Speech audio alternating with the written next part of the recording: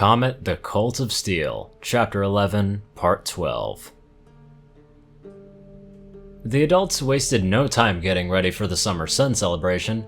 As soon as the first wagon was unpacked, they got to work. In just minutes, they transformed the kitchen into a baking assembly line. Every pony had a part to play. The stallions were put in charge of bringing in ingredients and loading the wagons with as much dessert as they could carry. Meanwhile, the mares split into two teams. One worked in the kitchen rolling, kneading, and baking, while another, led by Applejack, gathered apples from the orchard. While all of this was going on, the foals were given free rein to play outside on the conditions that we stayed in the backyard. There were games set up to make sure that we didn't get bored. I wasn't in any hurry though. There'd be plenty of time to play with before the day was through. That's funny, I said to myself, noticing for the first time that the sky over Ponyville was covered with clouds. Whoever was in charge of the weather today was certainly taking their time. What's funny? A voice from behind said, startling me. Babs! Well, hello to you too, cousin, she said, letting out a snort as she laughed. What you just doing standing here? I was just watching the clouds go by, I answered Babs, looking at me like she thought I was crazy or something. You serious? She said. Look around us! We got the whole day to ourselves to play, and you're just looking at clouds? Come on, let's go toss some horseshoes, she said, grabbing my hoof before I could protest. What color do you want to be, red or blue? I'll just be blue. Fine by me, Babs said, handing over the blue ones. You want to go first? I asked her. Sure, she accepted. Her first toss landed about 9.75 inches from the stake. Ooh, nice toss, I said. Gonna be hard to beat that. Not really, with my super intellect. I could calculate the trajectory, distance, and power needed to score a ringer in almost any circumstances. But the game wouldn't be much fun then. 8.97 inches from the stake would suffice. With the strength a normal pony might use to lift a teacup, I made my toss. Looks like yours is closer than mine, cuz, Babs conceded. Looks like Granny's practice was still paying off. Guess I'm going first, I said as we headed over to retrieve the shoes. I still had to concentrate a lot, but I'd gotten much better at controlling my strength. Still, there was the occasional accident every now and then. A plate would get scrubbed too hard, or a doorknob would get yanked out of its socket. It just felt like living in a world made of cardboard, always having to be constantly careful not to break something or some pony. But like they say, practice makes perfect. Alright, here goes, I said, winding up my first toss, making sure to use only the minimum of my strength. It landed about 8.03 inches from the stake. My second landed about 7.56 inches to it. Not bad, cuz, not bad. You might want to put more into your throws, Babs said, stepping up to toss. Her first landed 8.75 inches behind the stake, while her second nearly got a ringer. Oh, darn! Almost had it that time. Looks like you need to control how much strength you're using, I chuckled, as I headed out to retrieve the shoes again. Hey, Apple Comet, can I ask you something personal? Her request sounded somewhat hesitant. Sure, what is it? You got your cutie mark when you was younger, right?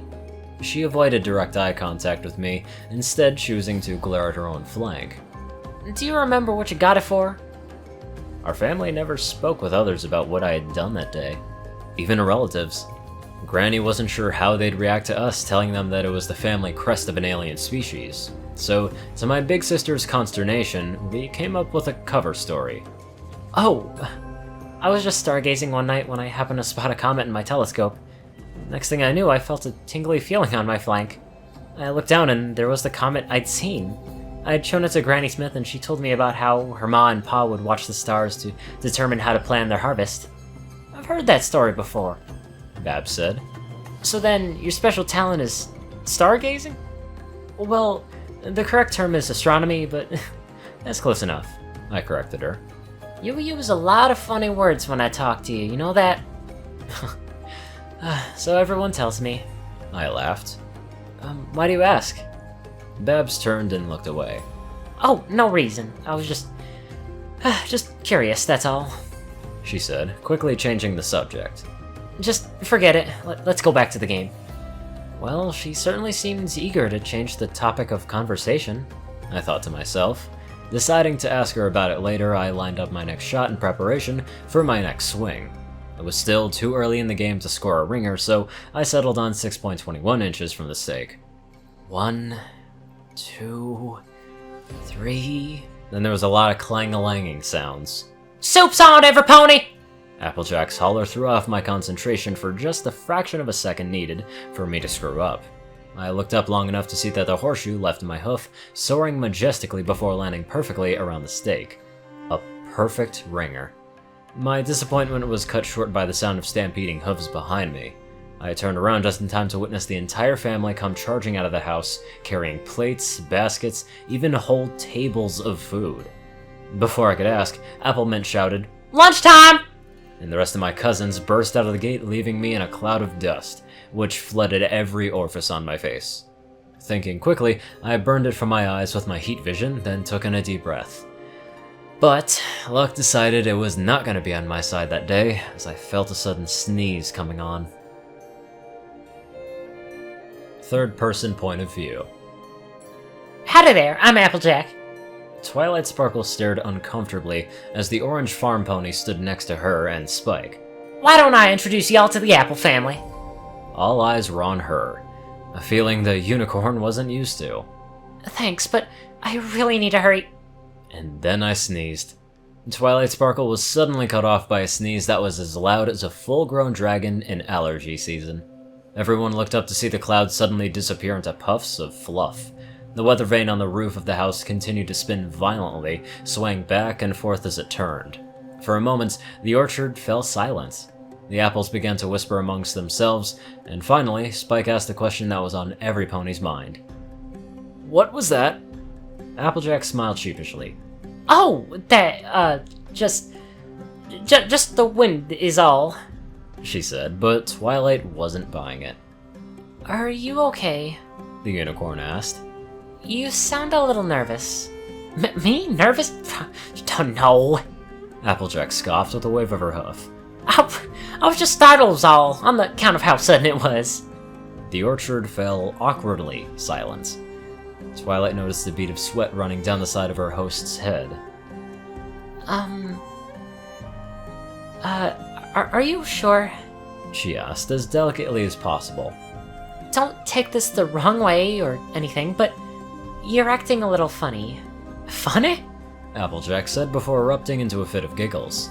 Oh, of course not, Sugar Cube. If there's one thing we apples enjoy, it's a hearty help and a good old humor.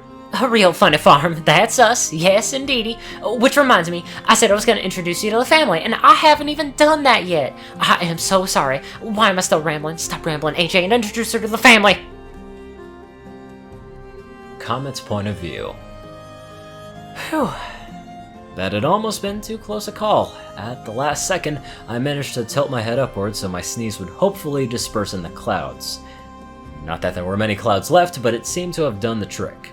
Unfortunately, it had not gone unnoticed. My hearing picked up the sound of voices coming from the orchard. A whole crowd's worth. A quick glance with my x-ray vision revealed the rest of the family lined up in the orchard in front of a single table. Seated at the table were two ponies I didn't recognize. One of them was a light purple unicorn with a six-pointed star on her flank. Her mane and tail were indigo with a magenta-purple streak running through them, and her eyes were two gorgeous pools of the most beautiful violet I'd ever seen. The other wasn't even a pony at all. Based on what I was able to study at the library without arousing suspicion, I deduced that he or she was a dragon. We didn't get a lot of non-ponies around Ponyville, so they kinda stuck out like a sore thumb. The unicorn asked Applejack if she was feeling okay.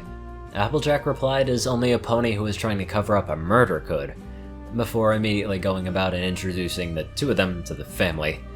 At this point, I decided it might be best to rejoin the family before anything else happens, be it Applejack acting stranger or yours truly causing another weather anomaly. Apple Comet, over here! I looked over to see Apple Bloom at the back of the line, waving to me while balancing a platter of cake on her flank. Oh, okay then. Wait, what's going on? I asked, trying to avoid staring at the cake on her flank. Why is there a cake on your butt? Well, where's yours? She asked me. My butt cake? I giggled as she rolled her eyes at me. Just grab the plate with your mouth and help me carry this. You want me to grab the plate sitting on your butt with my mouth. Hurry up and grab it, she snapped. Applejack's almost to the end of the line. Okay. Keep your bow on. I decided it was better to grab the hold of it from the side. Gently as I could, I locked my jaw around the plate and lifted. As soon as it was free, Applebloom stepped up from under and grabbed the hold to the other side. The dishes were piling up on the table, and was practically a small mountain by the time we got up there. Apple tart, baked apples, apple brochet, apple cinnamon crisp. Applejack paused a moment to catch her breath. Big Macintosh, apple comet, apple bloom, and the wisest of all the family, Granny Smith. My heart beat faster as we set the cake down in front of them. She was even more breathtaking up close. How the scent of her mane wafted in the breeze. The way her eyes sparkled like two shimmering stars when she looked at me. And the way she gagged after swallowing an entire slice of pie whole. Well, I'd say you're already part of the family, Applejack complimented as she put her hoof on the unicorn's shoulder. Well, I can see the food situation is handled, so we'll just be on our way. What? But I never even got your name! I shouted at the top of my lungs. Every pony stopped what they were doing and stared at me. Well, I mean, you only just got here, so, my name is Twilight Sparkle, and this is my assistant Spike, she said, gesturing to the dragon next to her. My name's Apple Comet. I know my sister already introduced me, but you seem a little confused. Twilight smiled at me. Well, it's very nice to meet you, Apple Comet. She said my name. She actually said my name. Unfortunately, as much as I'd love to stay and talk with you, I've got a lot of work I need to do today, so we'll just be going now. Come on, Spike. A collective awe of disappointment fell upon the orchard. Aren't you gonna at least stay for brunch? I looked to see Applebloom pulling out her sad face. Oh, bingo. Twilight sighed. Fine. The family erupted into a chorus of cheers. I turned to Applebloom. How did you do that? I asked. She closed her eyes, smiled at me, and said, It's all in the delivery. So, you're a dragon. What's that like? Spike looked at Applebloom with a smug grin on his face. It's pretty cool, I guess, he said, closing his eyes and throwing up his claws, as if to say, yeah, whatever. What's it like living on a farm? Oh, brother, if he only knew. It's nice, but it gets boring from time to time, having to do the same old chores over and over, Applebloom replied, not knowing how lucky she had it, what with getting to do chores all the time, not having to worry about keeping her powers in check. Much to my disappointment, I ended up having to sit at the Foles table with Spike and my cousins while Twilight sat next to Applejack and Big Mac. I was frustrated not knowing why I felt this way. Twilight Sparkle was a complete stranger. So why did it matter that I couldn't sit next to her or talk to her? Why did the idea of talking to her feel so good? I thought as I took several nibbles from my croissant. Why couldn't I get her out of my mind? This feeling, I'd never felt this way about Granny or my sisters or any pony at school. What was it, and why was it driving me up the wall? You okay? Spike asked me. You've been staring at the grown-ups table for 15 minutes. I sighed and set my croissant down. Yeah, I'm fine, just overwhelmed with excitement is all. Y'all look like something's bugging you, Applebloom said. It's nothing, Bloom, honest. Doesn't seem like nothing. She raised her eyebrow in suspicion. Spike took another glimpse at the adults' table where Twilight was rubbing her stomach, which had noticeably become distended. Oh, she moaned up, holding her hooves as Applejack offered her some apple turnover. No more. I couldn't eat another bite. Somebody get me a bucket, I think I'm gonna throw up. No problema, new friend, Applejack said, dashing off to retrieve a bucket. Wait a minute. He pondered for a few seconds before turning back to me. His cheeks were puffy and his lips shrunk into a puckered grin before he fell out of his seat laughing. Everyone at the table stopped what they were doing and looked at the dragon rolling around the floor holding his sides. What's so darn funny? Applebloom asked, and Spike sat up and wiped a tear from his eye. Your brother likes Twilight, he said, pointing at me as he burst into fresh peals of laughter. A collective ooh spread across the table. Well, what's not to like? I said, sounding like a clueless idiot. She seems like a nice pony. Oh no, Spike said, shaking his head back and forth. Not like you just like her, like you like her, like her. He winked in my direction. That sentence makes no grammatical sense, I shot back. No, you're still not getting it, Spike said, and he was really starting to annoy me. Look, you like Twilight, right? I saw your react when she said that we were leaving. Every pony saw that, Apple Bloom said with a mouthful of apple chips, causing the table to erupt with laughter. Yes, I groaned, placing a hoof to my face. And you've been staring at her since we've sat down here, right? I watched as Applejack returned with a bucket for Twilight, who promptly buried her face into it before proceeding to loudly empty the contents of her stomach. Yeah, so what? I noticed Spike's face change from smug to disgust. So, I'm just gonna go and check and see how she's feeling right now, he said, getting up from the table. A sly expression crossed his mouth. Of course, you're more than welcome to come with me if you're concerned about her. I shot the dragon a glare so sharp, if it was a sword, it would have impaled him before turning my gaze back to Twilight. Applejack was holding her by mane, while the unicorn continued to expel her brunch into the bucket. Are you feeling better? Applejack asked, to which Twilight lifted her head, burped, and said, A little. Applejack gazed down at the puke bucket in front of them. Looks like you need to cut back on the— Ew! Mac, did you just see who brought the apple corn shootney to the banquet? She hollered out. Nope, Mac replied, reaching down from the bucket. She seems fine, just probably ate a little bit too much, I said, and Spike raised his eyebrows in confusion. How do you know that? He asked me. I smiled smugly and said, Let's just say I've seen this before. And you can tell from all the way over here? Yeah, I'm not buying it. Apple Comet's really good at noticing things, Apple Bloom pointed out. Oh? What, can he see through walls or something? Spike chuckled. I almost choked on my croissant. What? No, don't be ridiculous, I said, smiling nervously. I'm just very observant is all. Spike squinted at me. You're starting to remind me of Twilight and it's creeping me out. With that, the baby dragon got up from the table and walked over to where the grown-ups were. You don't really have a crush on Twilight, do ya? Apple Bloom asked me. Immediately, a chorus of giggles broke out at the table. Don't be silly, Bloom. Of course not, I answered, placing my hoof to my chest confidently. Oh, you're not scared, are ya? Red June teased. Of course not. I just think that she seems nice, I said, taking another bite of my croissant.